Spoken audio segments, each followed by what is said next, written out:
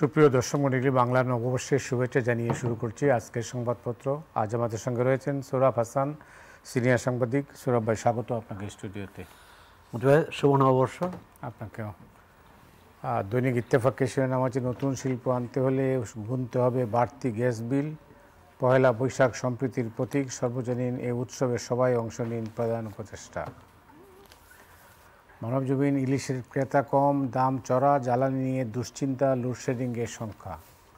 আমার দেশ শোনাও নতুন গান, সোনারগাঁও হোটেলে আজ পাওয়া যাবে শুটকির ভর্তা। আর দেশ রূপান্তর, ৩১০০ কোটি টাকার বিনিয়োগ এসেছে। গ্যাসের ৩৩% মূল্যবৃদ্ধি, শিল্পে বিনিয়োগ কমার সংখ্যা। আর সময়ের আলো, নবজাগরণের বৈশাখ, ঈদের পর বৈশাখী বাণিজ্যে ভাটা। অল্প কয়টা কাগজ হাতে আসছে। রাস্তায় ট্রাফিক জ্যাম প্রচণ্ড, জানি না কী কারণে, কেউ কিছু বলতেও পারে না যে আসলে কেন জ্যাম, কী অবস্থা। না, এই সড়কে এই যে তেজগাঁয় যে যানজট, সেটা সর্বত্র একই অবস্থা আশেপাশে।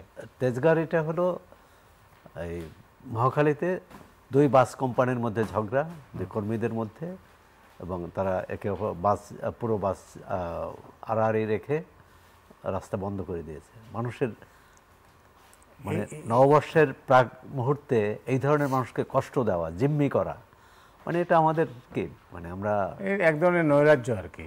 নৈরাজ্য, বিশৃঙ্খলা, এক ধরনের জবরদস্তি এবং আইন না মানা। এর অর্থ হচ্ছে যে আইন না মানলে কিছু হয় না। যাই হোক, আমরা নববর্ষে আসি। নতুন প্রেক্ষাপট, এই নতুন প্রেক্ষাপটে এইবারের নববর্ষ নিশ্চয়ই সম্পূর্ণ আলাদা। লক্ষ্য করেছেন, মঙ্গল শোভাযাত্রা নয়, এবার হচ্ছে আনন্দ শোভাযাত্রা। আপনি কি দেখছেন? ধন্যবাদ। না, নতুন, সম্পূর্ণ নতুন হওয়া তো উদ্বেগের বিষয়, কারণ নববর্ষ হচ্ছে একটি ধারাবাহিক এবং ঐতিহ্যবাহী একটি অনুষ্ঠান, বাঙালির প্রাণের উৎসব, মনের উৎসব, জাতীয় উৎসব। এই উৎসবের একটা ধারাবাহিকতা আছে, এবং এই উৎসব শুরু হয়েছিল পাকিস্তানি শাসক গোষ্ঠীর বিরুদ্ধে, তাদের বাঙালি সংস্কৃতির বিরুদ্ধে তাদের যে অবস্থান, তার বিরুদ্ধে লড়াই, তার বিরুদ্ধে প্রতিবাদের অংশ হিসাবে পহেলা বৈশাখ বর্ষবরণ হয়। ছায়ানট প্রথম উদ্যোগ নেয় 1967 সালে এই রমনার পটমূলে। এরপর এটি কিন্তু সারা দেশে ছড়িয়ে পড়েছে। এখন পাড়ায়, মহল্লায়, গ্রামে এবং ঢাকার বাইরে সব শহরেই এটি উদযাপিত হয়। এক ধরনের এটি জাতীয় উৎসবে, এক ধরনের না, পুরোপুরি জাতীয় উৎসবে পরিণত হয়েছে। এখন এটি নতুন করে বা নতুন প্রেক্ষাপট বললেন, সেটি কিন্তু অনেকটা উদ্বেগ তৈরি করে। উদ্বেগ তৈরি করে এ কারণে, আবহমান বাংলার যে সংস্কৃতি, যে সম্প্রীতি, মানুষে মানুষে, ধর্মে ধর্মে, গোষ্ঠীতে গোষ্ঠীতে সবার একটি সম্প্রীতির বন্ধনে আবদ্ধ থাকবে। এবং পয়লা বৈশাখে আপনারা গ্রামে গঞ্জে হালখাতা হতো, এখনও হয় কিন্তু কম, মেলা ইত্যাদি। এবং পয়লা বৈশাখের একটি, মানে বাংলা নববর্ষের একটি অর্থনীতিও আছে। সেই অর্থনীতি যদি আমরা চাঙ্গা করতে না পারি, বা নানা রকম, এবারে শোভাযাত্রার কথা বলেন, শুধু নাম বদল নয়, এই শোভাযাত্রা নিয়ে কিন্তু অনেক কাঠখড় পোড়াতে হয়েছে, অনেক টানাপোড়েন ছিল, হবে কি হবে না। তারপর তো হলো আনন্দ শোভাযাত্রা না মঙ্গল শোভাযাত্রা। মানে এই মঙ্গল শোভাযাত্রা তো আওয়ামী লীগ সরকারের আমলে হয়নি, এটি এরশাদ সরকারের শেষ দিকে 89 সালে হয়েছে, অমঙ্গলের বিরুদ্ধে মঙ্গলের জয়ধ্বনি দিয়ে। তো সেই অমঙ্গল যদি আমরা, অমঙ্গল কি চলে গেছে দেশ থেকে? যায়নি। নববর্ষ আমরা কেন, যে রবীন্দ্রনাথ জীবন বলেছেন যে ব্যর্থ প্রাণের আবর্জনা পুড়িয়ে ফেল, মানে পুড়িয়ে নতুনকে আহ্বান করা, নতুন বছরকে আহ্বান করা, এবং সেই আহ্বানের মধ্যে সম্প্রীতির কথা থাকবে, সমৃদ্ধির কথা থাকবে, আনন্দের কথা থাকবে, মঙ্গলের কথা থাকবে। মঙ্গল মানে কল্যাণ।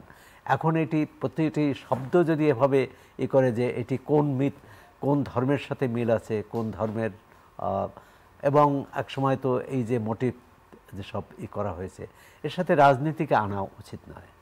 কারণ এটা হচ্ছে যে আমাদের আবহমান যে চলে আসছে যে ঐতিহ্য, যে সংস্কৃতি, সেই সংস্কৃতির একটা প্রতীকটা হচ্ছে অসুরের বিরুদ্ধে সুরের যাত্রা, অশুভের বিরুদ্ধে শুভর যাত্রা, এবং অকল্যাণের বিরুদ্ধে কল্যাণের যাত্রা, এটি এই বার্তাটাই দেয়া। এবং তার মধ্যে যে রাজনীতি ঢুকে পড়া, এটাকে ধর্মের নিরিখে দেখা, এটাকে অন্যভাবে দেখা, আমি মনে করি এটা সমীচীন নয়।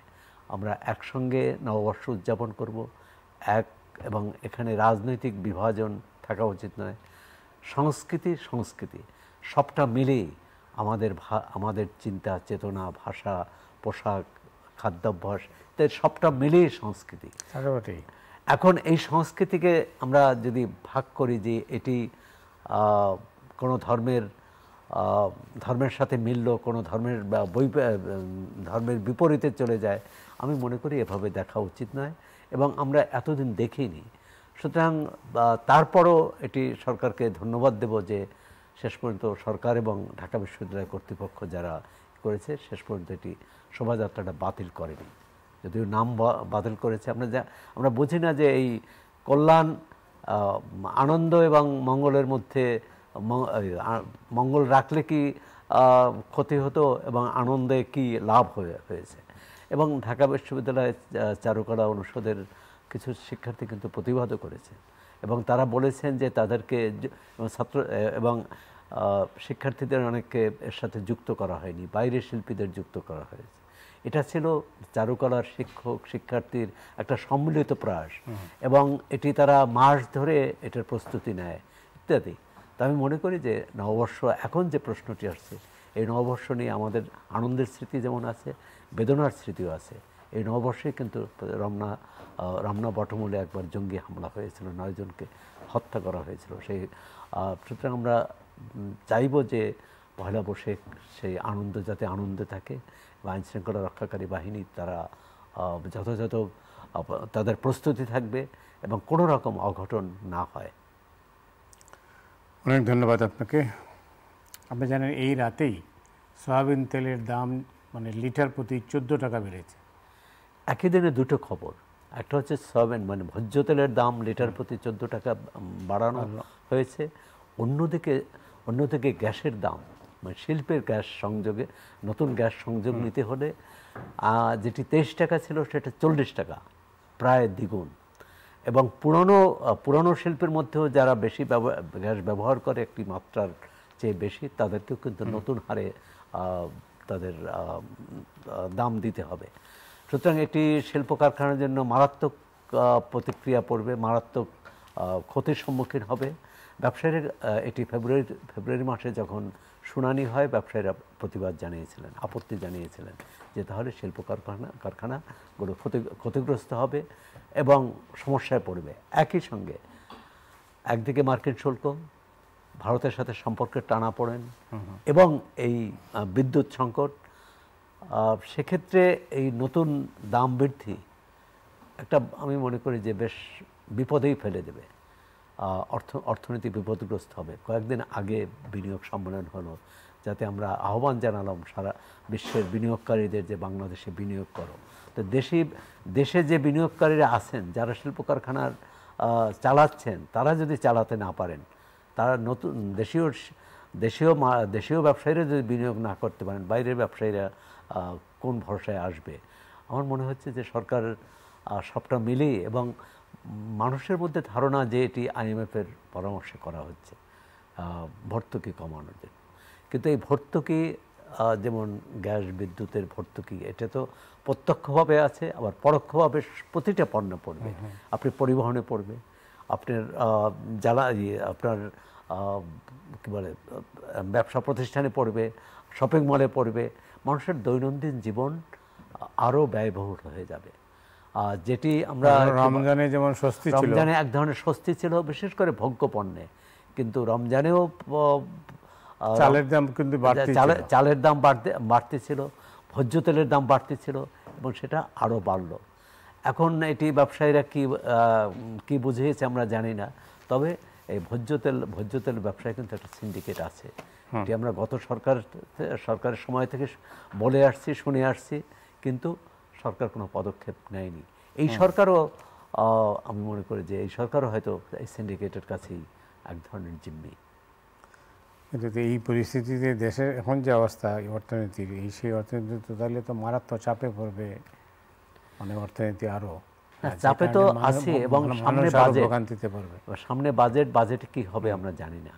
তবে বাজেটে যদি ভর্তুকি আরও কমানো হয় তাহলে মানুষ চাপে পড়বে, আর যদি ভর্তুকি না কমানো হয় তাহলে সরকার টাকা পাবে কোত্থেকে? তাহলে আরও বেশি ঋণ নিতে হবে, আরও বেশি ঋণ নেওয়া মানে আরও বেশি বোঝা জনগণের উপর চাপানো, মানে এটা উভয় সংকট। এই সংকট থেকে কিভাবে কাটিয়ে উঠবে আমরা মনে করি যে এক্ষেত্রে সরকার যে অর্থনৈতিক ক্ষেত্রে কিন্তু একটা টাস্ক ফোর্স করে এটা সরকারের বাইরে যে বিশেষজ্ঞ আছে তাদেরকে যুক্ত করে এর একটা যৌক্তিক সমাধানে আসা উচিত। না, কিন্তু যে নতুন শিল্প যেটা আমি দেখছি, যে নতুন শিল্প আপনি কলকারখানা নামে যেটা বললেন, শিল্প কলকারখানা করতে চান, 3100 কোটি টাকার বিনিয়োগ সম্মেলনে কি আসছে, কিন্তু এইগুলা বাস্তবায়নের এই খবর যখন বের হলো তখনই আবার এই খবরটা আসলো 14% বাড়িয়ে দেওয়া। না, তাহলে তো মনে হচ্ছে যে এটা বিনিয়োগ সম্মেলন পর্যন্ত অপেক্ষা করছিল, হ্যাঁ, যে সরকার আগেই সিদ্ধান্ত নিয়েছে যে এটি বাড়াবে, বিনিয়োগ সম্মেলনটা দেখেছে। তো এটি জনগণের সঙ্গে লুকোচুরি করার কিন্তু কোনো ইয়ে নেই। সরকারকে স্বচ্ছ হওয়া দরকার, এবং যে কোনো সিদ্ধান্ত রাতে হয়।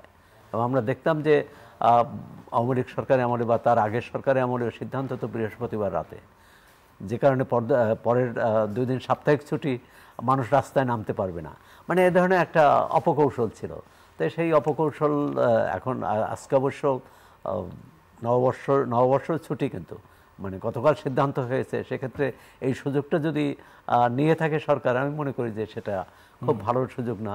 সরকারের যে কোনো বিষয়ে যে কোনো সিদ্ধান্তে জনগণকে ব্যাখ্যা করা উচিত, জানানো উচিত কি প্রেক্ষাপটে কি কারণে এটি বাড়াতে হয়েছে। ব্যবসায়ীদের অন্তত বলা উচিত। ব্যবসায়ীরা তো মাঝে মাঝে বৈঠক করে এবং তাদের উদ্বেগের কথা জানান, বিনিয়োগ সম্মেলনেও তারা জানিয়েছেন, কিন্তু সরকার কতটা করতে পারছে? সরকারের নীতি পরিকল্পনা এবং বাস্তবায়নের মধ্যে কিন্তু যোজন ফারাক। এই ফারাকটা দূর করতে হবে, না হলে কিন্তু ব্যবসা বাণিজ্য, বিনিয়োগ সবকিছু স্থবির হয়ে পড়বে। ওদিকে আপনি জানেন যে বিশেষ করে মার্কিন যুক্তরাষ্ট্রের তরফে এক ধরনের বাণিজ্য যুদ্ধ চাপিয়ে দেওয়া হয়েছে। সেটাতে চীন বলছে 2-1টা পণ্য না, পুরো শুল্ক প্রত্যাহার করতে হবে, এবং সারা দুনিয়ার সঙ্গেই কিন্তু একটা ফারাক তৈরি হচ্ছে মার্কিন যুক্তরাষ্ট্রে। গতকাল প্রথম আলোতে একজন ট্যারিফ কমিশনের সাবেক সদস্য মোস্তফা আবিদ খান, তিনি বলেছেন এটি দ্বিতীয় বিশ্বযুদ্ধের পর এরকম ঘটনা ঘটেনি। দ্বিতীয় বিশ্বযুদ্ধের আগে ছিল যে কোনো রাষ্ট্রকে শাস্তি দেওয়ার জন্য কোনো ব্যবস্থা নেওয়া, এবার যুক্তরাষ্ট্র সমগ্র বিশ্বকে শাস্তি দিচ্ছে। WTO মানে বিশ্ব বাণিজ্য সংস্থা, সেটি হয়েছিল যে সে ব্যবসা বাণিজ্যে একটা ভারসাম্য, যার যেখানে প্রয়োজন, যার সুবিধা প্রয়োজন তাকে সুবিধা দেওয়া, উন্নয়নশীল দেশগুলো। কিন্তু প্রেসিডেন্ট ডোনাল্ড ট্রাম্প সে একবার এটাকে কি বলা যায়, স্বেচ্ছাচারিতা ছাড়া কিছু না। এবং যে অজুহাত দেওয়া হচ্ছে সেটাও কিন্তু ঠিক না, যে বাংলাদেশ মার্কিন পণ্যের উপর 74% মানে কর ধার্য করেছে। তো এটি নানা রকম, এখন যেটা আমাদের এখানে ভ্যাট আছে, ভ্যাটটা তো আর করের সঙ্গে যুক্ত করা উচিত না, ভ্যাট হচ্ছে অন্য, এবং আমাদের দেশীয় পণ্যেও এই ভ্যাট আছে। এটা এক্ষেত্রেও সরকার আজকে গতকালই পত্রিকায় ছিল যে মার্কিন যুক্তরাষ্ট্র জানতে চেয়েছে কি সরকার কি পদক্ষেপ নিতে পারে বা নেবে, এবং সরকার কি যুক্তরাষ্ট্রের কাছে বা কি চায়, আর সেটি ভালো আলোচনা শুরু হোক। প্রধান উপদেষ্টা সহ দুটি চিঠি দেওয়া হয়েছে। আমি মনে করি চিঠি দেওয়াটা এই কূটনীতিতে এত বড় সংকটের সময় এটা যথেষ্ট নয়। বাংলাদেশে কোনো প্রতিনিধি পাঠিয়ে সেখানকার বাণিজ্য মন্ত্রণালয় অথবা পররাষ্ট্র মন্ত্রণালয়ের মাধ্যমে এটি, বা সেখানে জনপ্রতিনিধি যারা আছে মাধ্যমে এটা করা উচিত। এবং ডোনাল্ড ট্রাম্প আরও একটি যেটা চালাকের আশ্রয় নিয়েছে, সেটা হচ্ছে তিনি কিন্তু জরুরি অবস্থা ঘোষণা করেছে। জরুরি অবস্থা ঘোষণা করেই প্রেসিডেন্ট এই সিদ্ধান্ত নিতে পারে, না হলে কিন্তু তাকে প্রতিনিধি পরিষদ বা সিনেটে দায়বদ্ধ থাকতে হয়। তো এই যে পরিস্থিতি, এই পরিস্থিতি থেকে বাংলাদেশ কতটুকু নিরাপদ? এখন বাংলাদেশ নিরাপদ? বাংলাদেশ তো বহু বাংলাদেশ, এক বাংলাদেশ নয়। আমরা যদি এক বাংলাদেশ হতে পারতাম, যেটি আমরা প্যালেস্টাইনের ক্ষেত্রে দেখেছি, এটা একটা ঐক্যবদ্ধ প্রয়াস। আগের দিন বিএনপি আলাদা সমাবেশ করেছে, পরদিন অন্য অনেক দল সমাবেশ করেছে, এর মধ্যে একটি আওয়াজ তোলা হয়েছে যে এই ইসরায়েলের বিরুদ্ধে এবং প্যালেস্টাইনিদের পক্ষে। এটি কিন্তু অন্য অন্য ক্ষেত্রে তো আমরা এই ঐক্য দেখি না, এই সম্মিলিত কণ্ঠ দেখি না। সেখানে কোনো দল কোনো দল কোনো কথা বললে অন্য দল প্রতিবাদ করে, যেমন নির্বাচনের ক্ষেত্রে। আপনি এই যে বিনিয়োগ সম্মেলন হলো বা বাইরের যে কোনো প্রতিনিধি, প্রধান উপদেষ্টা বা যে কোনো উপদেষ্টার সাথে দেখা হলে কিন্তু তারা প্রথমেই জানতে চায় নির্বাচন কবে হবে। কারণ এই সরকার এসেছেই নির্বাচন দেওয়ার জন্যে। হ্যাঁ, নির্বাচনের জন্য যে সংস্কার প্রয়োজন সেটা তো করতেই পারে, সেটা তারা করতেই পারে এবং করবে। কিন্তু আমরা 8 মাসে তো কোনো দৃশ্যমান কোনো সংস্কারও দেখছি না। কারণ রাষ্ট্রের আপনি যে কোনো বিভিন্ন মন্ত্রণালয় বলেন, প্রতিষ্ঠান বলেন, সব কিন্তু আগের ধারায় চলছে। এমনকি আইনশৃঙ্খলা রক্ষাকারী বাহিনী, এমনকি আইনের প্রয়োগের ক্ষেত্রেও আমরা দেখছি যে সেই বহুনিন্দিত যে আইন, বিশেষ ক্ষমতা আইন 1974 সালের, 1975 সালের পর যত সরকার আসছে সব সরকার বলেছে কিন্তু বাতিল করে না কেউই, যে এই আইনটি মানে গণবিরোধী আইন এবং জনগণের বিরুদ্ধে ব্যবহার করার জন্যে, নিরীহ মানুষকে হয়রানি করার জন্যে, নির্যাতন করার জন্য। কিন্তু সেই আইনটি কেউ বাতিল করেনি, বরং আইনটি যখন যার প্রয়োজন ব্যবহার করছে। এবং সর্বশেষ উদাহরণ হচ্ছে একজন মডেল কন্যার বিরুদ্ধে তিনি অপরাধ করলে সরকার আইনি ব্যবস্থা নিতেই পারেন, নেবেন। কিন্তু যেভাবে নেওয়া হয়েছে, মধ্যরাতে একজন নারীকে তার বাসার দরজা ভেঙে তাকে গ্রেপ্তার করতে হবে, এটি তাহলে আমরা এই যে জুলাই আগস্ট অভ্যুত্থানের কি ফল হলো, কি পরিবর্তন হলো, এটা তো মানুষের মধ্যে প্রশ্ন আসবেই। আইন উপদেষ্টা বলছেন যে এই গ্রেপ্তারের প্রক্রিয়াটা সঠিক হয়নি। গ্রেপ্তার প্রক্রিয়া সঠিক হয়নি, তাহলে এই যে বেঠিক কাজটি যে করলো তাকে তো দায়িত্বের মধ্যে আনতে হবে, তাকে দায়বদ্ধ হতে হবে, তাকে জবাবদিহি করতে হবে। সে কাজটা করার দায়িত্ব তো সরকারেরই।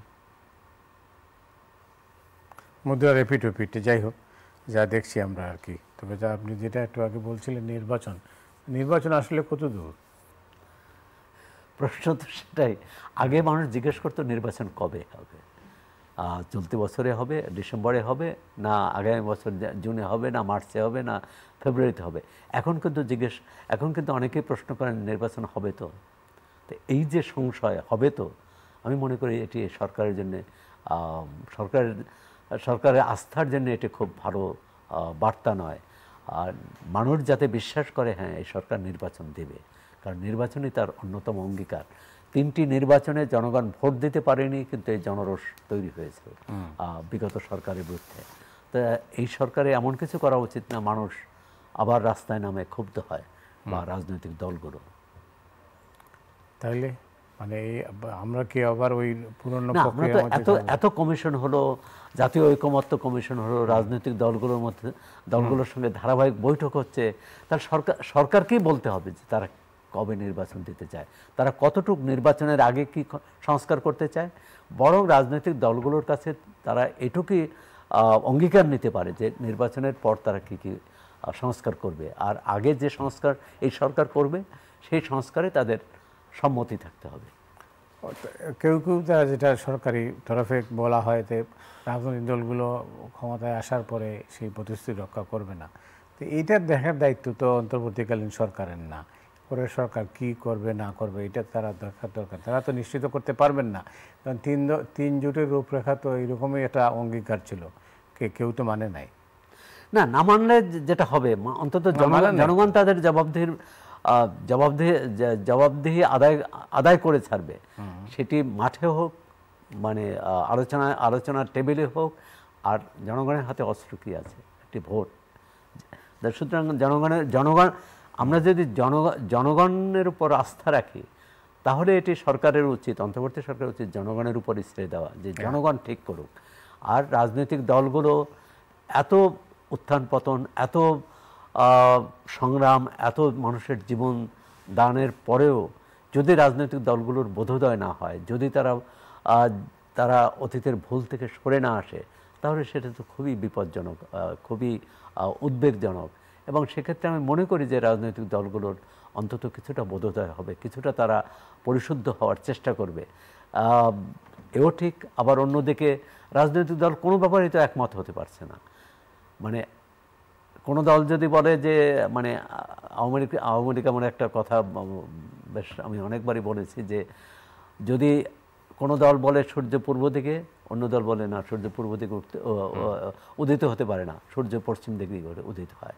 তো এই যে ঝগড়া, অসম্ভব ঝগড়া, মানে কি বলে অদ্ভুত ঝগড়া, এর মধ্যে দিয়ে তো রাজনীতি এগোবে না। এর মধ্যে তো দেশের মানুষের এর মধ্যে সমস্যা কী? সমস্যাটা জনজীবনের সাধারণ তার জীবনযাত্রা সহনীয় করা, তার নিত্যপণ্যের দাম কমানো। কিন্তু এই যে বিদ্যুতের যে খবর দিলেন এবং যে ভোজ্য তেলের, তা তো নিত্যপণ্যের দাম কমার কোনো কারণ নেই। শিক্ষা ব্যবস্থা কোথায় আছে, আপনার স্বাস্থ্যসেবা কোথায় আছে? সবটা মিলে একসময় এখানে গরিব মানুষ যারা এখানে স্বাস্থ্যসেবা না পেয়ে ভারতে যেত, ভারতের পথ বন্ধ। এখন আমরা চীনের দরজা খুলে দিয়েছি, 2টা হসপিটাল করতে চাইছেন, খুব ভালো, কিন্তু সেটা তো সময় সাপেক্ষ। 3 বছরের আগে তো কোনো হাসপাতাল হতে পারে না। 3 বছর পরকে 3 বছর, কিন্তু আমাদের সক্ষমতা বাড়াতে হবে। হাসপাতালগুলো রোগী উপচে পড়ছে, কিন্তু চিকিৎসক নাই, যন্ত্রপাতি নাই। আমি মনে করি সরকারের একটু দৃশ্যমান উন্নয়নের ক্ষেত্রে এবং সংস্কারের ক্ষেত্রে দৃশ্যমান কিছু করে দেখানো উচিত। আমরা করেছি, করব, এই কথা শুনতে চাই না, করে দেখিয়েছি। সৌরভ ভাই, আপনাকে অনেক ধন্যবাদ। তবে দর্শক মণ্ডলী, এটা ছুটির নোটিশ রয়েছে। পহেলা বৈশাখ উপলক্ষে ঢাকার কোনো সংবাদপত্র প্রকাশিত হবে না, যে কারণে আমাদের অনুষ্ঠানও বন্ধ থাকবে। যথারীতি আপনাদের সঙ্গে আবার দেখা হবে মঙ্গলবার। অনেক অনেক ধন্যবাদ আপনাদের সবাইকে যারা এই অনুষ্ঠান দেখলেন। আজকের মতো এখানেই শেষ করছি। শুভরাত্রি।